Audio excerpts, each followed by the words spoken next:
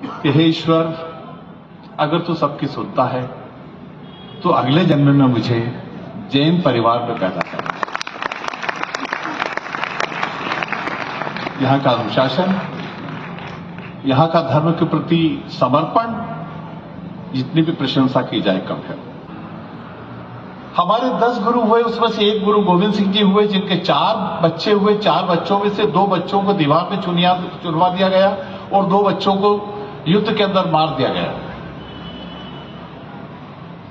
जिन 2 बच्चों को दीवार में चुनवा दिया गया था, उनको जब ये परमिशन मांगी गई कि इनका दाह संस्कार करने के लिए हमको जमीन दी जाए, तो उस समय के जो आक्रांता थे उन्होंने जमीन देने के लिए मना कर दिया। जब मनुहार की गई तो उन्होंने कहा कि अगर आपको जितनी जमीन चाहिए उतनी आप मोहरें बिछा दीजिए और उतनी जमीन हमसे ले लीजिए।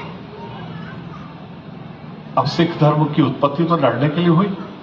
एक सिपाहियों के पास इतने पैसे कहां से आते? बड़ा विचार विमर्श चला। इतने एक सज्जन खड़े हुए कि मोहरों का इंतजाम मैं करता हूं।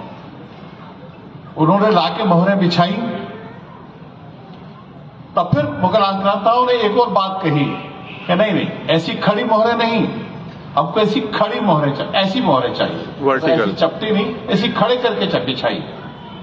और वो बेचारे बड़े पेशोपश में फिर पुनः घर गए, फिर और सोने की मोहरें लेकर आए और 3-4 मोहरें, जब वो मोहरें ऐसी खड़ी कर रहे थे तो 3-4 मोहरें कम पड़ी। तो उनके एक छोटे से बालक ने आकर अपनी गुल्लक का एक पेटी ला करके दी कि पापा, आपने कई बार हमको सोने की मोहरें दी हैं, इसके अंदर भी कुछ हैं, आप इसको लेके बिछा दीजिए और अपना जो संकल्प है उसको पूरा कर लीजिए। उन्होंने उस संकल्प को पूरा किया। आज भी दुनिया के इतिहास के अंदर इतनी महंगी जमीन कभी नहीं बिकी जो गुरु गोविंद सिंह जी के बच्चों को दाह संस्कार करने के लिए दी। आप नाम नहीं पूछना चाहेंगे कि वो व्यक्ति कौन?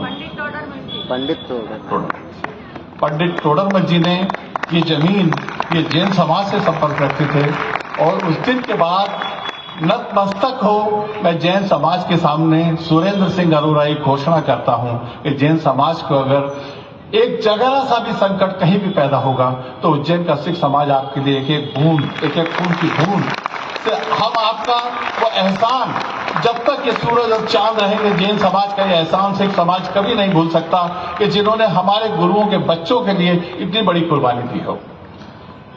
मैं हर जैन समाज के एक एक व्यक्ति को नमन करता हूं।